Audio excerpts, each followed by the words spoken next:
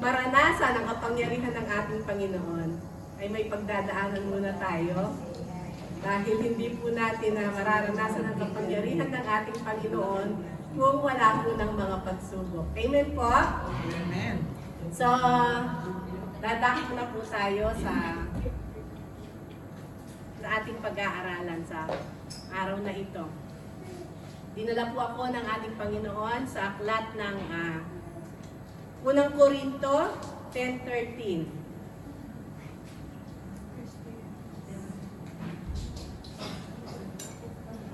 Babasahin ko po sa inyo.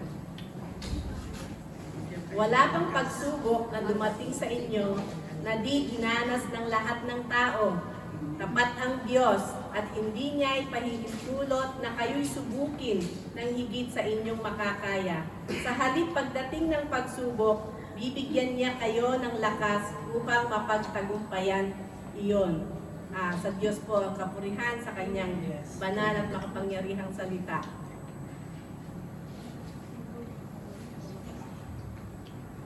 Okay.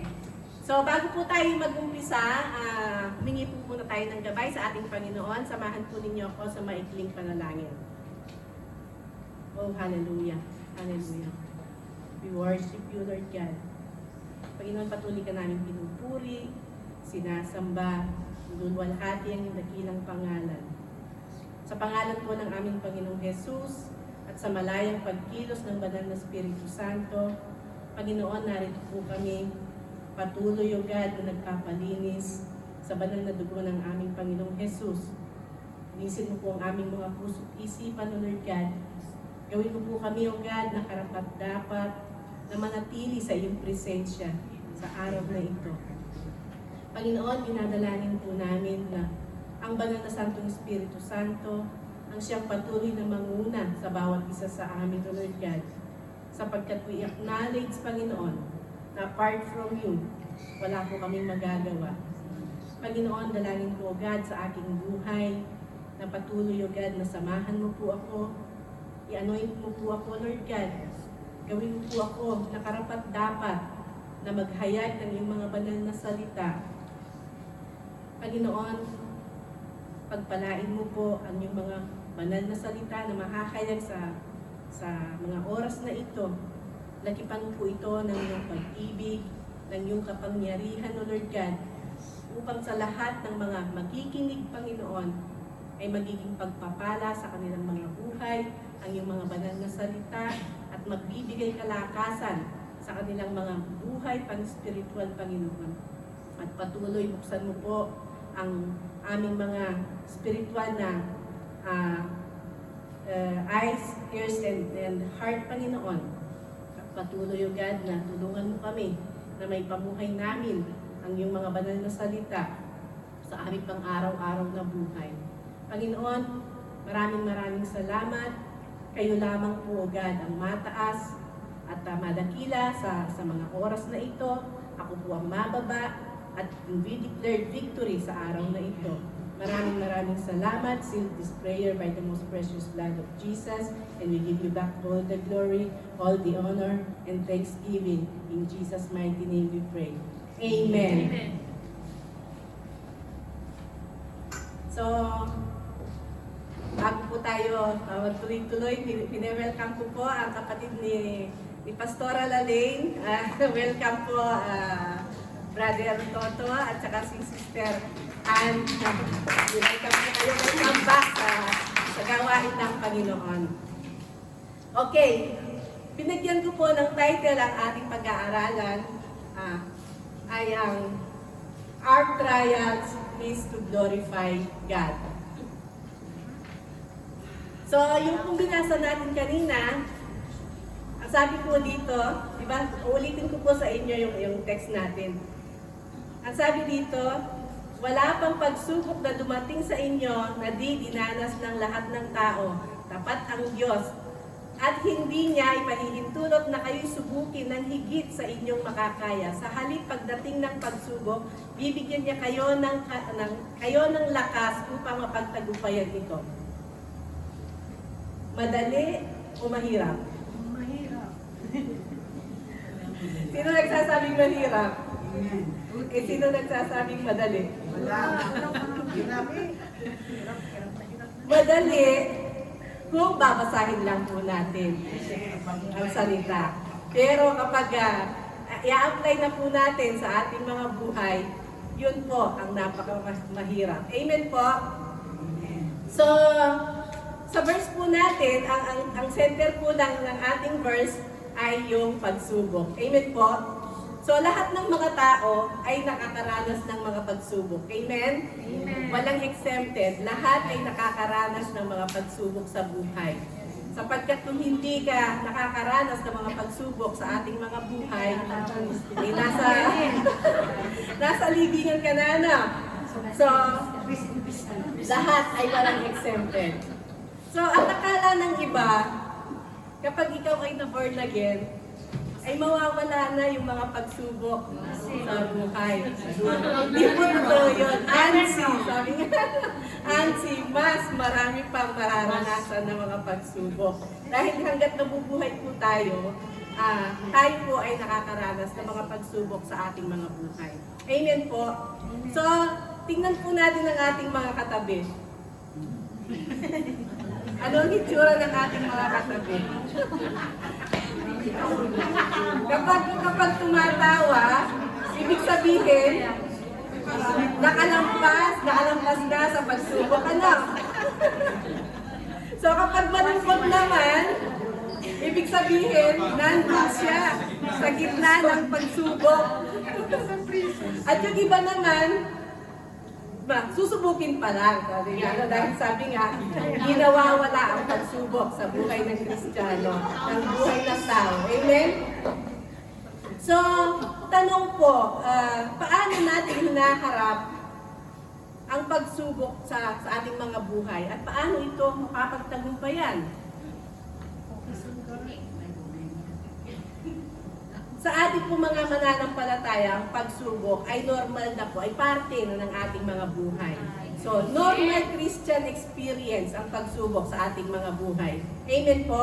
So, talagang ito'y mararanasan natin per forza ang mga pagsubok sa ating mga buhay. May mga iba-ibang mga pagsubok na nararanasan ng isang tao. Merong pagsubok na mabigat, o kaya naman magaan. May mga pagsubok na malaki, o kaya naman maliit. O kaya naman may mga pagsubok na isa lang. O kaya naman merong yung sabay-sabay, marami. Diba? So, ang pagsubok po ay paikot-ikot lang sa ating buhay. Parang gulong lang yan. Dahil yan po ay kasama sa ating buhay. Part po ng ating buhay ang mga pagsubok. Kaya wag na po tayong magtaka kapag nakakaranas tayo ng mga pagsubok. Dahil sabi ko nga po, ito'y part na ng ating mga buhay. Dahil po, ang sabi po sa 1 Peter 4:12, sabi po dito,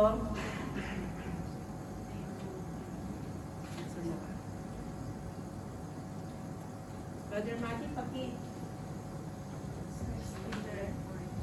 First Peter 4, verse 12.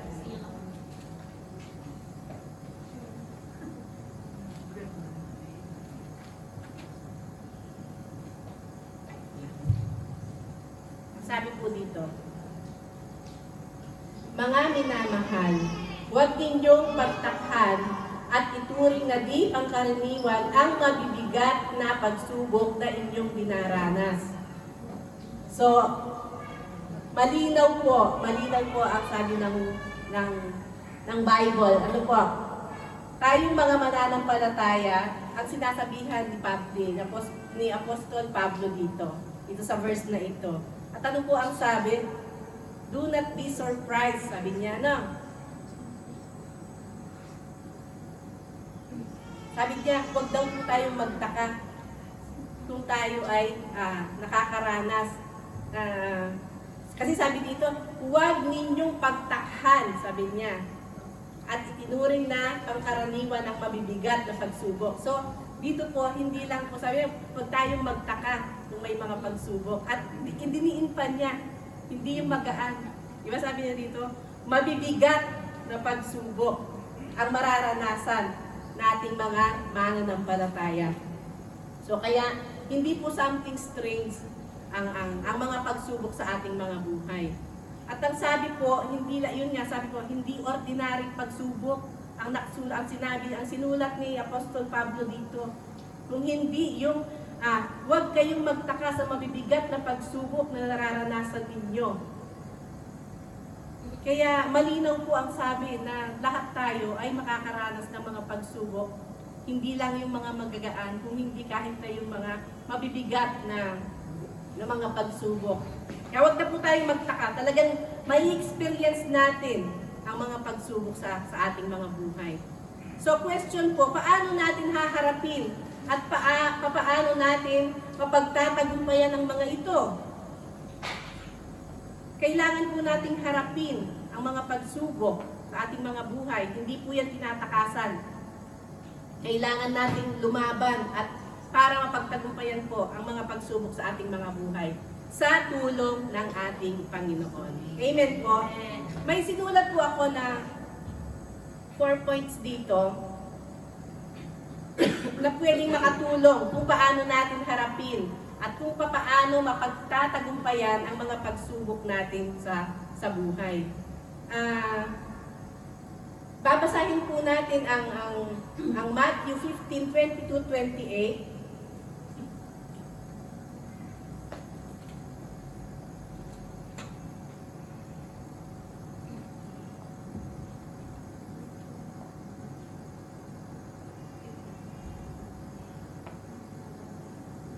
Matthew 22-28. At ito po ang magiging halimbawa kung paano po natin mapapagtagumpayan ang mga pagsubok sa ating mga buhay. Ang sabi po dito, ayan, sabi natin po sabay-sabay. At narito ang isang babaeng Galilea na lumabas sa mga hangganang yaon at nagsisigaw na nagsasabi, "Kahabagan mo ako, O Panginoon, ikaw na anak ni David. Ang aking anak na babae ay pinahihirapang lubha ng isang demonyo." Datapwat siya'y hindi sumagot ng anumang salita sa kanya. At nilapitan siya ng kanyang mga alagad at siya'y pinamandikan na nagsasabi, "Paalisin mo siya sapagkat nagsisisigaw siya sa ating hulihan." Tatapwat siya'y sumagot at sinabi, "Hindi ako sinubo, kundi sa mga tupang nangaligaw sa bahay ni Israel." Tatapwat lumapit siya at siya'y sinamba niya na nagsasabi, "Panginoon, saklolohan mo ako." At siya'y sumagot at sinabi, "Hindi marapat na kunin ang tinapay ng mga anak at itapon sa mga aso." 27. Datapwat, sinabi niya, "Oo, Panginoon, sapagkat ang mga aso man ay nagsisikain ng mga mumo na nangalalagulat mula sa dulang ng kanilang mga Panginoon." Last, 28. Nang magkagayoy, sumagot si Jesus at sinabi sa kanya, "O babae, malaki ang pananampalataya mo. Mangyari sa iyo ayon sa ibig mo." At gumaling ang kanyang anak mula sa oras na yaon. So dito po tayo kukuha kung paano po natin mapapagtagumpayan ang ating, paano natin harapin at mapagtagumpayan ang ating mga pagsubok sa ating mga buhay. So number 1 po na points na sinulat ko po dito is ilapit ang anumang pagsubok sa Panginoon. Sa verse 22, dahil po ang sabi po sa 22, sabi niya, lumapit sa kanya ang isang Kananeyang naninirahan doon at malakas na sinabi, "Panginoon, anak ni David, mahabag po kayo sa akin. Ang anak kong babae ay inaalihan ng demonyo at masyadong pinahihirapan." So kita po natin sa verse na ito, kita po natin yung bigat ng pagsubok ng babaeng Kananea dahil sa kanyang anak na inaalihan at pinapahirapan ng masamang espiritu. tayo po sa mga oras na ito, gaano po kabigat ang mga dala-dala nating mga pagsubok? Kaya mo pa ba? Or kinakaya pa? Kinakaya ba? Kinakaya pa. Amen. So, gaya ng sinabi ko kanina, ang mga pagsubok ay may magaan o mabigat. Kaya, sa ating pong mga buhay, kung minsan nga yung mga pagsubok natin, kung minsan medyo magaan, kaya blessing lang. Pero kapag mabigat na, ayun, parang hindi ka na makabangon, hindi ka na makalakad, ano? Pero ibang usapan kapag ang pagsubok na hinaharap ay involved na ang ating mga mahal sa buhay. Niniwala po ba kayo? Dahil kung ang pagsubok natin ay nawalan ka lang ng mga 3 oras na trabaho, o problema sa amo, o problema sa katrabaho, o problema sa boyfriend mo, or sa karir mo, yun po ay kayang-kaya nating dalhin. Mas magaan. Amen po ba? Mas magaan kung ganito lang po ang mga pagsubok, ang ating mga problema sa ating mga buhay. Pero kapag pamilya na po ang involved sa mga pagsubok natin, ibang level na po ito. Mas mabigat ang pakiramdam. Amen po? Example po, tayong mga magulang, lalo na tayong mga nanay, kapag nagkakasakit po ang ating mga anak, di ba gusto natin na yung kanilang nararamdaman, yung gusto natin akuhin na natin yung kanilang mga nararamdaman? Tama ba, Sister Rose? Di ba gusto natin kapag nagkakasakit ang ating mga anak, gusto natin tayo na lang ang mag-ako para hindi sila mahirapan. Lalo na kapag maliliit pa lamang sila, kahit na nga inuubo lang sila o sinisipon, di ba tayo masyado nang nag-aalala sa ating mga anak. Yung parang mabigat sa atin dahil ayaw nating mahirapan ang ating mga anak. Lalo na kung halimbawa, ang ating mga anak ay hindi na sipon, hindi na ubo, kung hindi yung mas mabigat na yung kanilang mga nararamdaman. Di ba mas lalong mabigat sa atin? Kaya, how much more po? How much more? Kung yung mga problema natin, tayong mga magulang, kagaya ng babaeng Cananea, na sinasapian ng demonyo at nahihirapan ng demonyo ang kanyang anak. Di ba napakabigat yung problemang yun?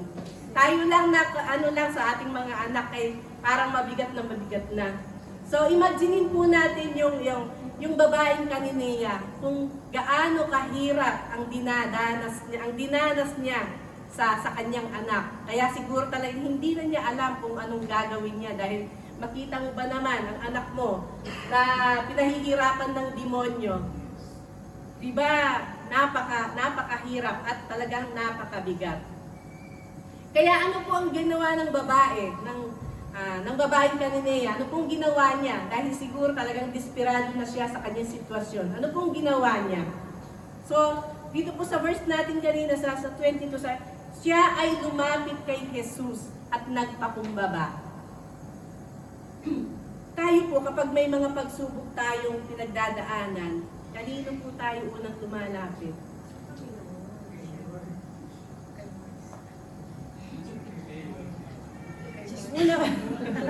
Una po, lumapit muna tayo sa ating Panginoon.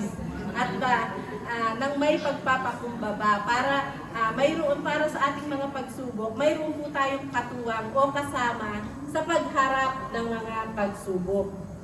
Kasi po kung minsan, tayong mga tao, lalo na yung mga unbeliever po, tayong mga tao po, kapag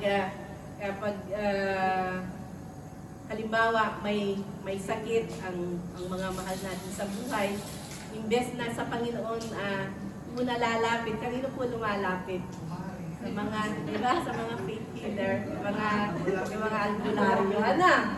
So, o kapag naman sa financial problem, halimbawa may mga financial problem tayo, kumpas. Imbes na sa Panginoon tayo lalapit una, sa kompas tayo lumalapit. Ano, dito sa Italia, sa kompas, ano, o kaya kay kumare, o kaya kay sister, o kaya naman, kaagad, imbes na sa Bombay daw.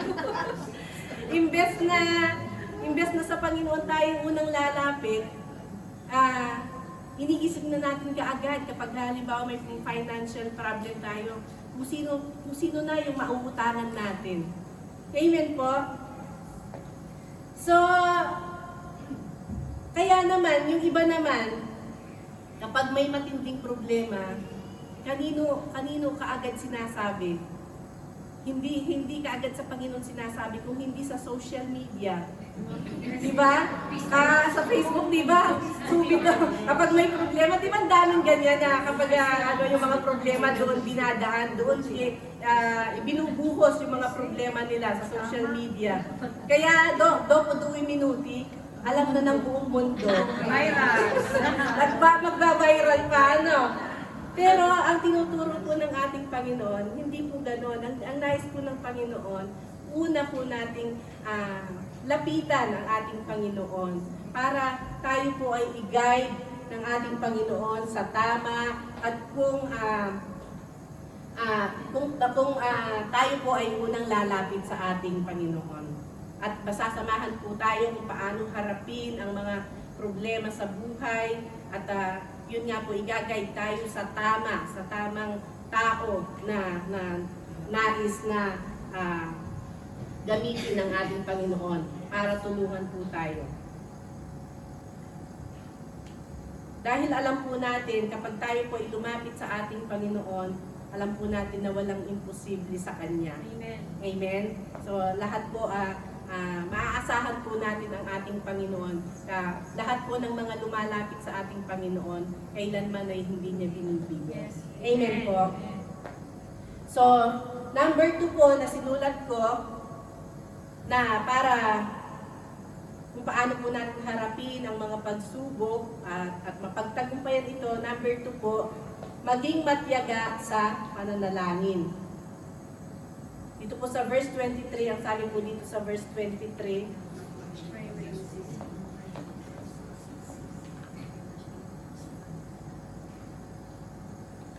ngunit, sabi po dito, saan na ba yun? 15:23. Ngunit, gaputok may di tumugon si Jesus at lumapit ang kanyang mga alagad at sinabi sa kanya, pagbigyan niya nga po ninyo nang umalis na. Siya'y nag-iingay at sunod-sunod sa atin. So sabi po dito, nung lumapit ang babaeng Galilea sa ating Panginoon, ang sabi po, walang sagot. Walang sagot ang Panginoon sa paglapit ng babae. Ganyan din po tayo kung minsan sa ating Panginoon. Kapag tayo po ay lumalapit sa Kanya, sa ating kapag tayo po ay nagpipray sa Kanya, kung minsan hindi po kaagad sumasagot ang ating Panginoon. Naranasan po ninyo ito? Ako naranasan ko po kaya malakas kong sinasabi na kung minsan hindi sumasagot ang ating Panginoon.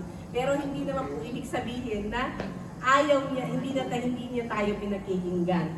Amen po. So ganyan din po tayo kung minsan hindi po sumasagot ang Panginoon sa ating mga prayer. Tahimik lamang po siya.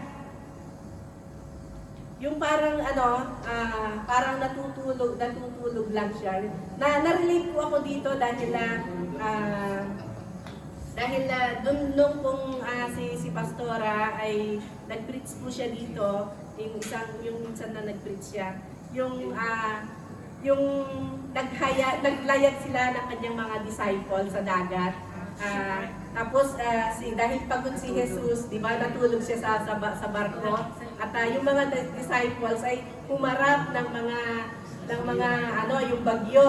So sila ay natakot na, malakas na hangin at alon. pero ang Panginoon ay natutulog lang. Di ba? So, ganyan din po ang ang Panginoon sa atin kung minsan, na kapag ay parang hindi tayo pinakikinggan, hinahayaan lang tayo, natutulog lang ang ating Panginoon. Kaya, once na nalapit at naipag-pray na natin ang ating mga pagsubok sa Panginoon, huwag po tayong titigil doon. Dahil kasi po, yun nga, kung minsan talagang inaano lang tayo ng Panginoon, tinitingnan lang po tayo kung hanggang saan yung ating pagtityaga sa ating pananalangin. Kaya, kailangan nating magpatuloy sa pananalangin hanggat hindi natin na nakukuha ang sagot sa ating mga panalangin. Dahil kung minsan po kasi, sa kalagitnaan ng ating mga trials, at kapag hindi natin nararamdaman ang sagot ng ating Panginoon, kung minsan po tayo po ay humihinto. Amen po? Dahil, di ba, kasi talagang napakahirap maghintay. Amen po? Lalo na kapag nahihirapan ka na tapos walang sagot. Kaya kung minsan yung mga iba, doon sila na bumabagsak dahil hindi sila makapaghintay. So, kailangan natin magtiyaga sa pananalangin. Sabi nga, pray without ceasing. Sabi nga, patuloy tayong humingi ng habag at awa sa ating Panginoon, gaya ng ginawa ng babaeng Cananea, na kahit na pinapaalis na siya, na diba, hindi sinagot ng Panginoon ang kanyang paglapit, tapos pinapaalis pa siya. Pero yung babae, hindi siya nawalan ng pag-asa, diba? Nagtuloy-tuloy pa rin siya sa paghingi sa ating Panginoon. Kaya sabihin mo sa iyong katabi, tuloy-tuloy lang. Tuloy lang. Push mo yan. Sabi nga, push mo yan. Diba? Anong ibig sabihin ng push? Diba? P-U-S-L. Pray until something happens. So, ganyan po dapat ang dapat natin gawin. Wag po tayong titigil, tuloy-tuloy lang. So, kahit total silent po si Jesus sa paglapit at pagtawag ng babae, siya pa rin po ay nagpatuloy. So, ganun din po tayo. Kung minsan na kahit walang tugon ng ating Panginoon sa ating mga prayers, na tahimik lamang siya, dahil tinuturuan lang po tayo na maghintay. O kaya naman sinusubukan tayo kung hanggang saan ang ating pagtityaga sa ating pananalangin. Amen po? Amen. So after na lumapit at pagtawag ng babae sa Panginoon, sumagot si Jesus. Finalmente, sabi nga finally, sumagot si Jesus. Pero ang sagot ni Jesus, di ba? Rejection naman ang sagot niya din sa verse 24 to 26 ni-reject po yung paglapit ng babaeng Cananea sa ating Panginoon. So, napakasakit nun, di ba? Yes. Lumalapit ka, alam mo, hirap na nga yung anak mo, tapos lumapit ka, tapos sasabihin sa'yo, i-reject ka. Di ba? Siguro tayo, susupo na tayo, Maglulupasayin na tayo.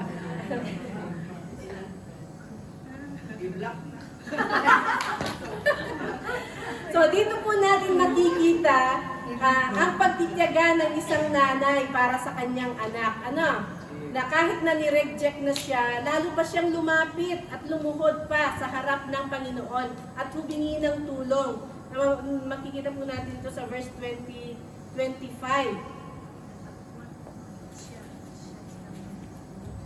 Sabi po dito sa 25, ngunit lumapit sa kanya ang babae, lumuhod sa harapan at sabi, tulungan po ninyo ako, Panginoon. Kaya talagang hindi talaga sumuko yung hindi sumuko yung babae, talagang kahit na anong gawin sa kanya, kahit na hindi na sinagot ng una, kahit na ni-reject na siya, nagpatuloy pa rin siya. Siya pa ay lumapit pa uli sa ating Panginoon.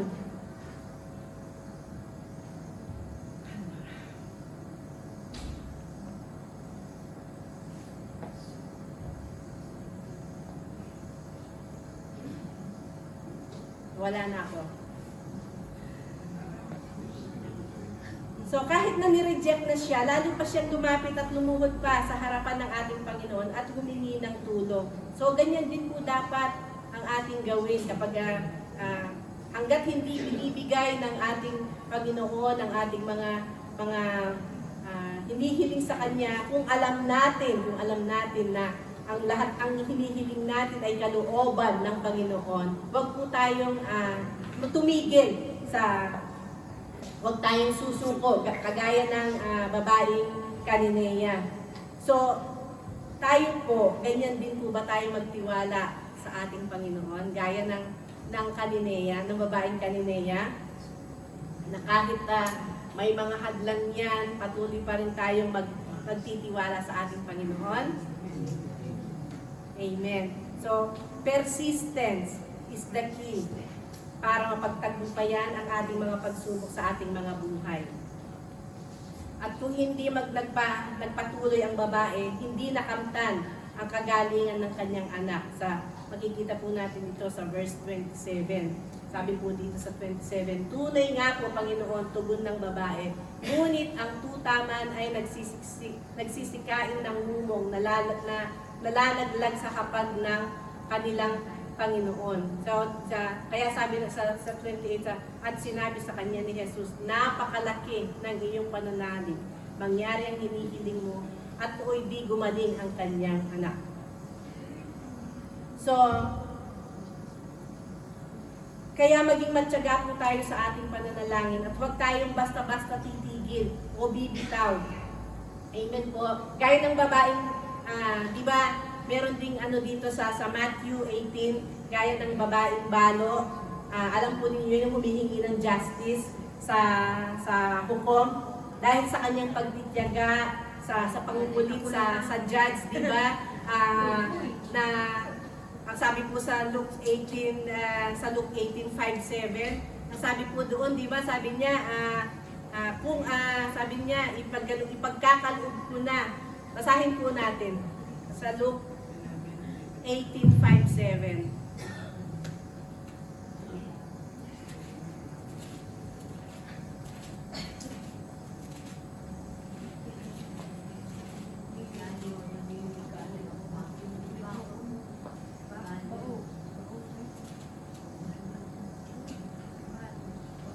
Ang sabi po dito, igagawad ko na ang katarungan hinihingi ng babaeng ito sapagkat lagi niya akong ginagambala. Baka pa ako mainis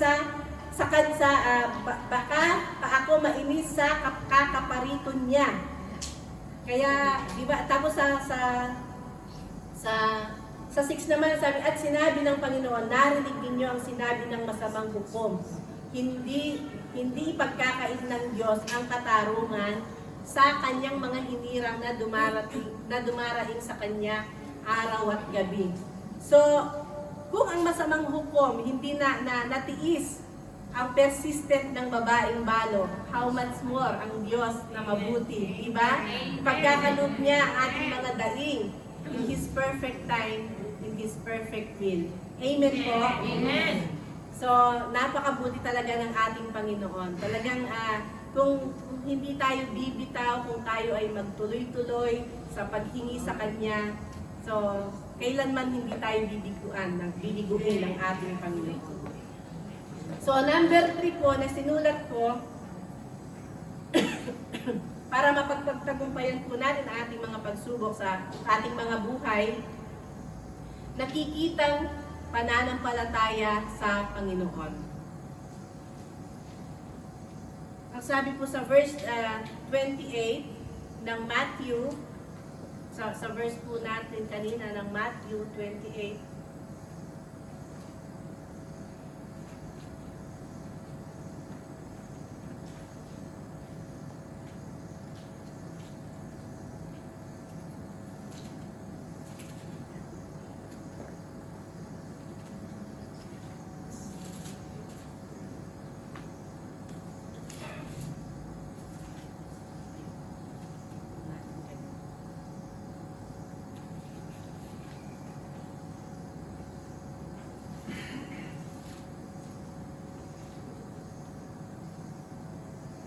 sabi po dito, kaya't sinabi sa kanya ni Jesus, napakalaki ng iyong pananalig, mangyari ang hinihiling mo, at nooy di gumaling ang kanyang anak.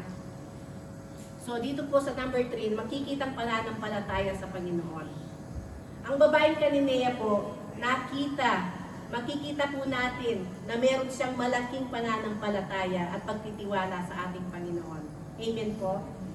Dahil kahit anong naranasan niya, hindi siya talaga tumigil dahil naniniwala siya sa ating Panginoon na hanggat magpapatuloy siya na humingi ng habag sa ating Panginoon, ay ipagkakaloob din ang hinihiling niya sa ating Panginoon. Kaya dahil nga sabi dito, nakita po natin yung malaking pananampalataya at pagtitiwala ng babaeng Cananea sa ating Panginoong Jesus. Kaya dahil nga po pinapaalis na nga siya, nire-reject na nga, pero nagpatuloy pa rin siya. Siya ay nagpakumbaba at nagtiyaga. At dahil dito, nakita ni Jesus ang kanyang napakalaking pananampalataya. Tayo po, gaano kalaki ang ating faith sa ating Panginoon? Ito ba ay lumalago? Ito ba ay nakikita ng ating Panginoon sa ating mga buhay? Na kapag tayo po ay humarap sa ating Panginoon at humihingi ng tulong sa ating Panginoon, masasabi ba ng ating Panginoon sa atin, gaya ng sinabi dito sa babaeng Cananea, masasabi ba ng Panginoon sa ating mga buhay, your faith is great? Mangyari ang hinihiling mo. So patuloy lang po tayong magtiwala at manampalataya sa ating Panginoon. At sa oras ng mga pagsubok, ay tutulungan niya tayo na mapagtagumpayan ang lahat ng mga ito. Amen po. So manampalataya po tayo sa ating Panginoon because God is great. Na walang imposible sa Kanya. So number 4 po, last na points na sinulat ko po dito, gamitin ang pagsubok to glorify God. Glorify God sa pamamagitan ng mga pagsubok or mga problema na nararanasan natin. Lahat ng mga pinagdadaanan natin sa buhay, ang purpose po ng Diyos is to glorify Him. Amen po. So nararanasan natin ang kapangyarihan ng Panginoon sa pamamagitan ng ating mga pagsubok. At dahil dito, naluluwalhati po ang ating Panginoon, ang dakilang pangalan ng ating Panginoon. Amen po. So magtatapos po ako sa maikling testimony na naranasan ko sa aking buhay. Niluluwalhati ko ang ating Panginoong Jesus sa ating buhay dahil naranasan ko po ang pagkilos, ang kapangyarihan niya sa ating buhay. Dahil po sa ating pinag-aralan, ako po ay nakarelate dun sa babaeng Cananea. Nakaranas po akong konti dun sa naranasan ng babaeng Cananea. Naranasan ko po na hindi po kaagad tinugon ang panalangin ko. At hindi po ako huminto doon. At saka po yung verse natin na prima, na sabi nga po, naranasan ko yung verse na wala pang pagsubok na binigay sa atin ng Panginoon na hindi natin kaya. Sa halip, sabi niya, bibigyan niya tayo ng lakas upang mapagtagumpayan ito. So talagang napakabuti po ng ating Panginoon dahil po yung pagsubok na dumating sa akin sa mga nakaraang mga buwan, ewan ko po kung may nakakita sa akin yung ating pagsubok ay napakabigat. Hindi ko po alam kung nakita po ninyo sa aking buhay yun. Dahil tinry ko po na hindi ipakita na yung bigat na nararanasan ko.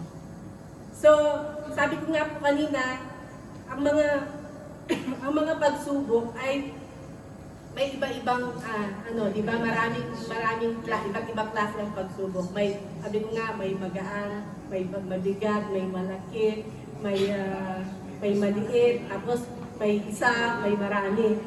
Ako po, yung dinanas kong pagsubok sa aking buhay, lahat po yun, mabigat, malaki, at marami.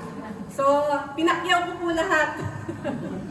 Kaya talagang napakabigat po yung naranasan ko sa aking buhay. Pero salamat po sa Panginoon at narito po ako ngayon para i-testify sa inyo na lahat ng mga pagsubok na iyon ay unti-unti kong napagtagumpayan sa tulong ng ating Panginoon. Kaya tunay na hindi po ibibigay ng ating Panginoon ang mga pagsubok kung hindi po natin kaya. Alam ng Panginoon kung saan po yung kaya natin. Kaya ikukwento ko po sa inyo yung mga pagsubok na naranasan kong iyon. Bago po ako umuwi ng Pilipinas, may na po akong malaki at mabigat na problema na nararanasan bago pa po ako umuwi ng Pilipinas. So, yung pong problema niyon, kaya ko pang dalhin. Kahit na mabigat siya, kaya ko siya. Kaya hindi nagpupunta ako sa church, parang wala lang dahil alam ko na nandiyan ang Panginoon. Inaano ko lang po sa Panginoon, idinudulog ko lang po sa Kanya yung problema niyon. Pero nung may dumating na balit na problema na naman uli dahil may dinadala na nga ako. So may problemang dumating na naman uli sa akin. Yun nga po, tinawag ko ako sa Pilipinas, ang nanay ko daw po ay sabi nila baka mamamatay na. So pinauwi ako kaagad ng aking mga kapatid dahil umiiyak na sila dahil baka daw nga mamatay na siya. So yun po, umuwi ako. So nadagdagan na po yung yung bigat ko sa aking mga problema dahil nadagdagan po ang aking nanay. Pero salamat naman po sa Panginoon dahil pagdating ko doon, yung problema yun, unti-unti, medyo gumaling ang aking nanay, lumakas uli. Salamat po sa ating Panginoon. Pero habang nandun po ako sa Pilipinas, habang inaalagaan ko po ang aking nanay, habang siya ay nagpapalakas, meron na nga po ang bigat na dala galing dito. Nung habang nandun po ako, nagpapalakas ang aking nanay, ayun, tumawag naman ito si Angelo na aksidente siya. So, another na naman na patong na problema na dumating sa akin. Kaya, yung hindi ko po na masyadong, dahil sa nagpapatong-patong yung bigat na nararanasan ko, unti-unti hindi ko po namamalayan, hindi ko na pala madala. Tapos, edi yun, medyo medyo na-solve yung problema ni Angelo sa pagka-aksidente. Tapos na naman po, may nireceive na naman po akong sangkol. Lalo na naman po bumigat yung dala ko. Dahil sabi ko talagang yatang wala na, susuko na ako dahil na-depress na po ako dahil sa atin po sa Pilipinas nung umuwi ako, napakainit pa naman. Hindi ka, dahil ako'y nagsasuffer na sa init, hindi na po ako makapag-stay ng matagal sa labas, kaya palaging nasa kwarto na lang ako sa may aircon. So, imbes na po, salamat sa Panginoon, ang nanay ko, unti-unti, lumalakas siya. Hindi ko na namalayan dahil sa bumigat yung problemang nararanasan ko. Hindi ko na po namalayan, nadidepress na pala ako dahil nakakulong na lang ako sa kwarto, hindi na ako lumalabas, hindi ako nagkikipagkwentuhan. Lalabas lang ako kakain, tapos papasok na ako sa kwarto, kaya sabi nga ni Brother Maymay kapag tumatawag siya sa akin, nasan ka? Nasa kwarto. Palagi na lang doon, palagi lang ako nakakulong doon. Dahil hindi po kasi alam ni Brother Maymay yung mga yung dala ko dahil sa tayo sa ano nga sa pamilya, di ba? Siguro talagang ang nanay ang halos nagdadala ng bigat sa mga problema. Amen po. Kaya si Maymay, si Brother Maymay, tranquilo lang po yan, parang ano lang. Pero hindi niya alam yung nararanasan ko, hindi na medyo talagang parang hindi ko na kaya, nadidepress na ako. And then, may na-receive uli ako ng call dahil nga tinawagan ako ni Rachel dahil nga siya yung isolito po kasi si Rachel yung pinagkukuhanan ko ng lakas dahil siya yung palaging nagiging sa amin, siya yung palaging kapag may mga pagsubok kami, siya yung palaging malakas. Pero nagkataon, ano na rin siya, hindi na, sabi niya, Mama, sabi niya sa akin, ako rin na hindi ko na kaya, sabi niya sa akin. Para na akong sabi niya, para na akong yung kristal, sabi niya, na may lamat na, sabi niya sa akin. Konting pitik lang bibigay na ako, sabi niya. Ala, hindi yun, wala na akong talagang maghuhugutan. Aside sa ating Panginoon, wala na akong dahil nga ang Panginoon, hindi siya sumasagot. Na siguro, tinitingnan lang ako. Dumating yung point na hindi na po ako marunong manalangin.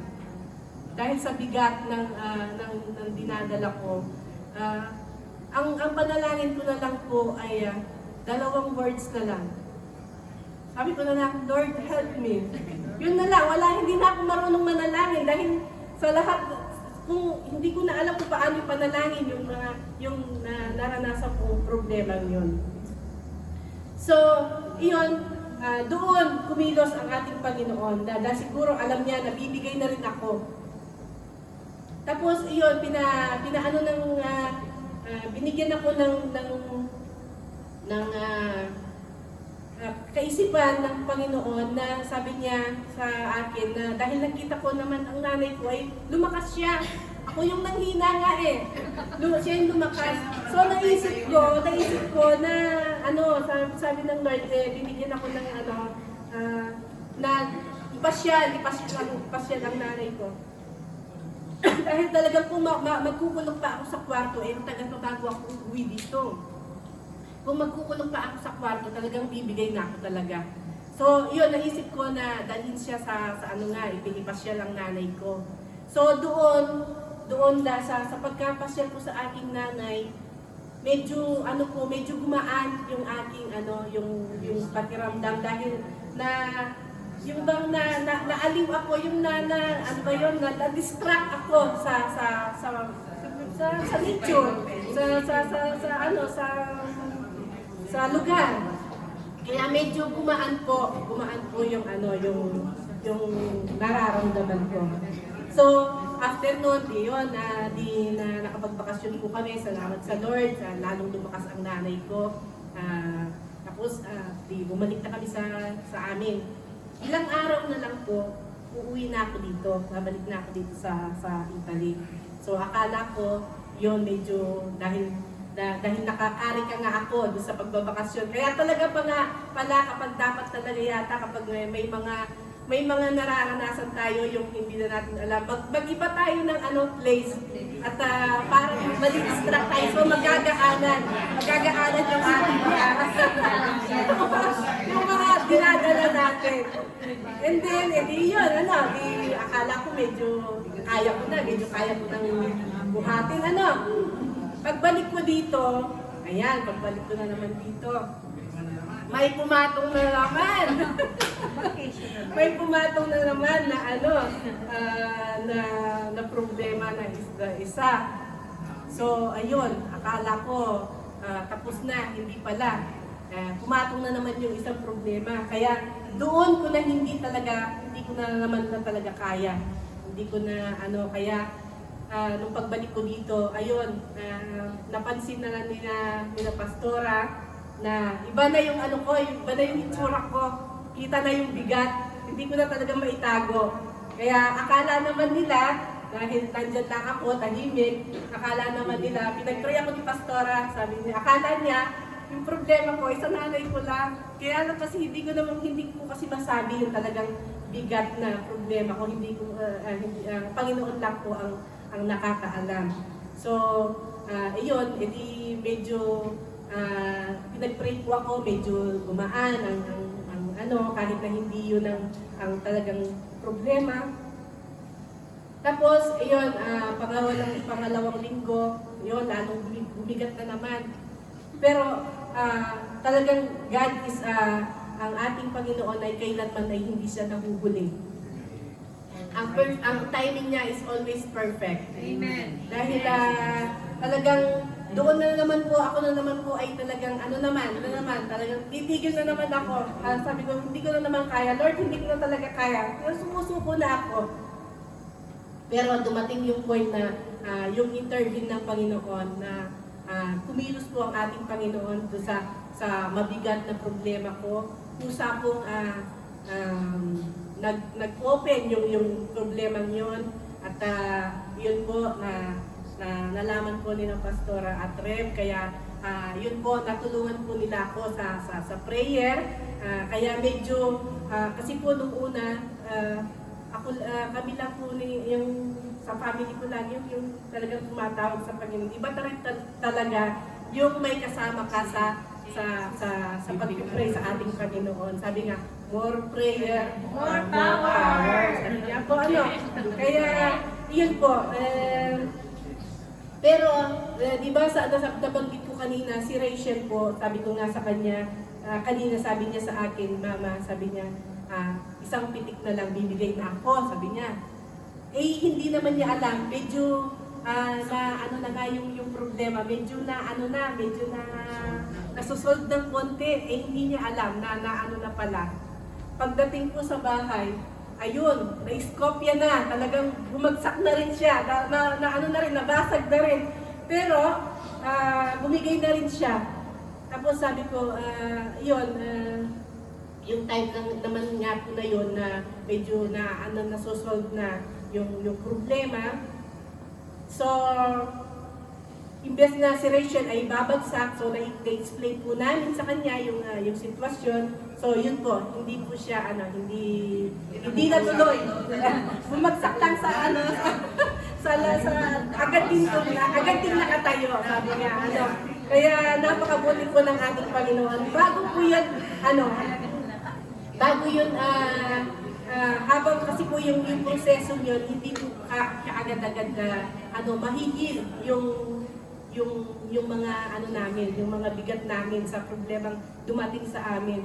Kaya dahil nga napakabigat po ng problemang naranasan namin, ayun po, para makalimutan yung para maging magaan yung paglakad namin, yung pagtanggap namin, yung proseso ng problemang iyon. Ayun, salamat sa Lord. Ayun, nag-iba na naman kami ng place. Dahil bakasyon, dahil nga August yun, ayun, nakapag-crucera kami. Salamat sa Panginoon. Yun pala, dahil nung una po sabi ko, parang ayaw ko nang umalis nga dahil nga doon sa nararanasan ko. Ano ba itong bakasyon na ito? Sabi ko, wala akong gana talagang dahil hindi na po ako marunong tumawa nung mga time na yun. Ewan ko kung napansin po ninyo yun, na hindi na po ako tumatawa kung nakita po ninyo ako dito. Kaya nakapansin po sa akin na dito na nakita ko si Ninang Lorna. Sabi niya sa akin, sis, hindi ako sanay na makita kami ganyan. Sabi niya, napakabigat. Sabi niya, ng mukha mo, sabi niya sa akin. Kaya, po rin po si Amang Kulang po ni Brother Maki. Minsan yan, napansin po ako, sister, sabi niya, parang kabigat-bigat naman ang dala mo. Yun po yung parang natatandaan ko, nakapansin sa akin na mabigat na po yung dala-dala ko. Kaya yun, salamat po sa Panginoon. Yun, dahil nga medyo nasusolve na yung problema. So yun, tapos nakapagbakasyon uli kami. Ayun, lalo na naman, nag-iba na naman yung paningin ko sa sa lugar. Kaya yun, unti-unti gumaan po ang problema, unti-unti na-solve po yung mga problema na dala-dala namin. Kaya salamat po sa Panginoon dahil tunay na hindi po tayo talaga alam ng Panginoon kung hanggang saan po yung natin, yung limit natin, na hindi talaga bibigay sa atin yung hindi natin kaya. Kapag alam na ng Panginoon na hindi na po natin kaya, doon po mag-i-intervene ang ating Panginoon. Kaya purihin po ang Diyos sa oras na ito, sa ating buhay, at sa Kanya po ang lahat ng kapurihan at kaluwalhatian. In Jesus' name. Amen.